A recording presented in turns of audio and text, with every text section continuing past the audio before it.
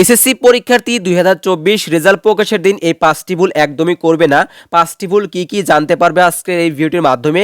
আমি আশা করি আজকের এই ভিডিওটি এসএসসি পরীক্ষার্থী 2024 এর একবার হলেও দেখা উচিত, কারণ তারা কিন্তু জানতে পারবে যে এই 5টি ভুল কি এবং রেজাল্ট প্রকাশের দিন এই 5টি ভুল কিন্তু অনেক পরীক্ষার্থী করে থাকে। তো প্রিয় শিক্ষার্থী, আজকের এই ভিডিওটি অবশ্যই সম্পূর্ণ দেখবে এবং তুমি দেখে তোমার বন্ধু বান্ধব সবার মধ্যে শেয়ার করে দেবে যেন তারাও এই রেজাল্ট প্রকাশের দিন এই 5টি ভুল না করে থাকে। তোমরা কিন্তু অবগত রয়েছো 12ই মে সকাল 11টায় তোমাদের কাঙ্ক্ষিত রেজাল্ট প্রকাশিত হবে, কিন্তু দেখা যাবে সেই দিন কিন্তু অনেক পরীক্ষার্থী এই 5টি ভুল করবে। 5টি ভুল কি সেটা বলে দিচ্ছি, তবে এরকম ভিডিও পাওয়ার জন্য আমাদের চ্যানেলের সঙ্গেই থাকবে। ধরে নিলাম তোমার রেজাল্ট যদি খারাপ আসে, প্রথমে ধৈর্য ধারণ করবে, মন খারাপ করবে না এবং ধৈর্য ধরে কিন্তু তোমাকে মেনে নিতে হবে। তোমার রেজাল্ট যদি 4 পয়েন্ট আসে এটাই বলবে আলহামদুলিল্লাহ। আর যদি তোমার রেজাল্ট ফেল চলে আসে, প্রথমে ধৈর্য ধরবে, এরপর পরিবারকে বোঝাবে।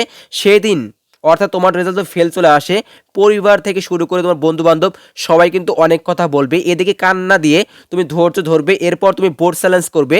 বোর্ড চ্যালেঞ্জ করলে কিন্তু রেজাল্ট পরিবর্তন হতে পারে তোমার যদি পরীক্ষা ভালো হয়ে থাকে। এটাও যদি না হয়ে থাকে, তুমি 2025 সালে এসএসসি পরীক্ষা দেবে। এরকম ভুল কখনই করবে না। প্রথমে তোমার ধৈর্য ধরতে হবে এবং তোমার রেজাল্ট যদি 4 পয়েন্ট বা 3.50 এরকম আসে, তাহলে আলহামদুলিল্লাহ অবশ্যই বলবে এটাই আমার প্রাপ্য ছিল। প্রিয় শিক্ষার্থী, এরকম ভিডিও পাওয়ার জন্য আমাদের সঙ্গেই থাকবে। তোমাদের সবার জন্য শুভকামনা।